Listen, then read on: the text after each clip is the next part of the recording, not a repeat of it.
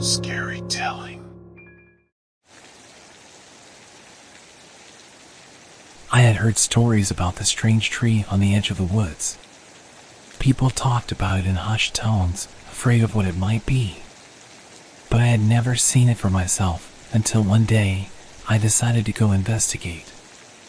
As I walked towards the tree, I couldn't help but feel a sense of unease. The bark was paler and smoother than any of the other trees in the area, and the thin branches seemed to stretch towards me. I hesitated for a moment, but then I remembered the stories I had heard and pushed forward. When I got closer, I could see that the tree was small at first, but it was growing quickly, far faster than anyone expected. The local kids had a game where they would touch the trunk of the tree and then run away giggling to their friends. I watched as they played, feeling a mix of curiosity and fear. The adults in the area would shake their heads and call the kids foolish for their antics, but many of them felt a deep, unexplained uneasiness about the tree. And I could understand why. There was something off about it, something that made my skin crawl. No one knew when the birds stopped singing, only that one day it was quiet. And with the silence came a sense of foreboding. I knew that something wasn't right, but I couldn't quite put my finger on it. As I stood there, staring at the tree, I noticed that the air around it was thick and heavy. It was as if I was suffocating, and I had to take deep breaths just to keep from passing out. Despite the unease that I felt, I couldn't help but be drawn to the tree. There was something about it that was alluring, something that made me want to touch it. And so I did. As I placed my hand on the trunk, I felt a jolt run through my body. It was almost as if the tree was alive, as if it was responding to my touch. And in that moment, I knew that the stories were true. The tree was not just a tree. It was something else entirely. I quickly pulled my hand away and stumbled backward, feeling dizzy and disoriented. I knew that I had to get away from the tree, but at the same time, I couldn't help but feel drawn to it. It was as if the tree had a hold over me, as if it was calling to me. As I walked away from the tree, I couldn't shake the feeling that something was watching me. I turned around to look, but there was nothing there. And yet, I knew that I wasn't alone. The tree was watching me, waiting for its next victim.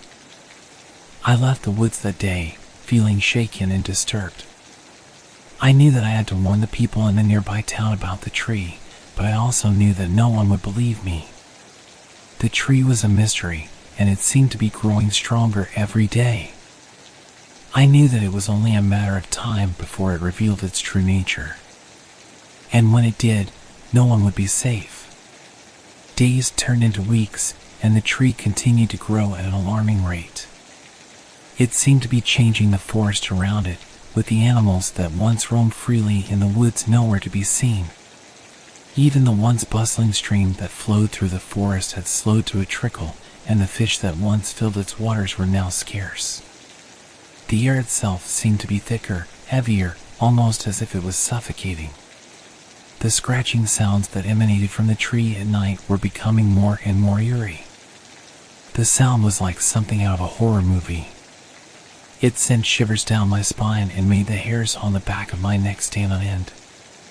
I knew that I wasn't the only one who heard the sound, as I could see the unease on the faces of the people in the nearby town. Most people had noticed the changes, but they chose to ignore them. They had more pressing matters to attend to, like the recent disappearance of one of the town's residents. I knew that it was only a matter of time before the tree revealed its true nature, but I didn't know how to convince anyone else of the danger that it posed. As the days went by, the tree continued to grow, and with each passing moment, it seemed to become more sinister. The branches now stretched high into the sky, almost as if they were trying to claw their way to the heavens. At night, the thin twigs scratched and scraped against each other, creating an eerie and unsettling sound that filled the entire forest. I knew that something had to be done, but I didn't know what. I tried to warn the people in the town, but they wouldn't listen. They dismissed my warnings as the ramblings of a madman, and I was left to deal with the horror on my own. One night, I decided to investigate the tree again. I couldn't shake the feeling that it was calling to me, and I knew that I had to find out what was happening. As I approached the tree, I could feel the air around me becoming thicker and heavier. The scratching sounds were louder now, and I could see that the branches were covered in a strange, viscous liquid that seemed to glimmer in the moonlight. I stepped closer to the tree, feeling a sense of dread wash over me. And that's when I saw it. At the base of the tree, scattered among the roots, were hundreds of empty insect husks. They were so tiny and fragile looking, yet there were so many of them. It was as if something had devoured the creatures from the inside out. I stumbled back, feeling sick to my stomach. The tree was not just a tree. It was a monster, an ancient and malevolent force that had been waiting for its time to come. As I turned to run, I heard a rustling sound coming from the branches above. And then, I saw it. A twig, bone-like and jagged, emerged from the darkness. It was covered in the same viscous liquid that coated the branches, and it seemed to be reaching towards me. I ran as fast as I could, knowing that I had to get away from the tree before it was too late. But as I looked back, I could see that the tree was growing, stretching its branches towards me, as if it was trying to catch me. I made it out of the woods that night, but I knew that the horror was far from over. The tree was growing stronger every day, and it was only a matter of time before it consumed everything in its path. After my encounter with the tree, I knew that I had to do something to stop it. But I also knew that I couldn't do it alone. I needed help. That's why I decided to gather a group of teenagers from the nearby town. I knew that they were curious and brave enough to help me investigate the tree, and together, we might be able to figure out how to stop it. We met one night, in the shadow of the tree, and I explained to them everything that I had seen and heard. They listened intently, their eyes wide with fear and curiosity. As we approached the tree, the scratching sounds grew louder, and the air around us became heavier. The branches of the tree seemed to stretch higher and higher, as if they were trying to reach the sky. We searched the base of the tree, looking for any signs of the strange viscous liquid or the insect husks. And that's when we saw it. A new twig, bone-like and jagged, had emerged from the darkness. It was covered in the same viscous liquid that coated the other branches, and it seemed to be reaching towards us. We knew that we had to be careful, but we also knew that we couldn't back down. We had to figure out what was happening and how to stop it. We continued to investigate the tree, searching for any clues that might help us understand its true nature. And that's when we found it. A small, pale flower nestled among the branches. The flower was beautiful and delicate, but there was something off about it. It seemed almost unnatural, as if it didn't belong in the forest. As we examined the flower, we noticed that it was growing on a small, swelling fruit. And that's when we realized the true horror of the tree. The fruit was growing at an alarming rate, and there were many more just like it. They were small, white, and delicate looking, almost like the skull of a bird. We knew that we had to get out of there, but the branches of the trees seemed to be closing in around us. We tried to run, but it was too late. The tree had ensnared us, pulling us closer and closer to its trunk. As we screamed for help, the scratching sound drowned out our voices. And then, everything went dark. When I woke up, I was lying on the ground, surrounded by the other teenagers. We were all shaken and disoriented, but we knew that we had to get away from the tree as quickly as possible.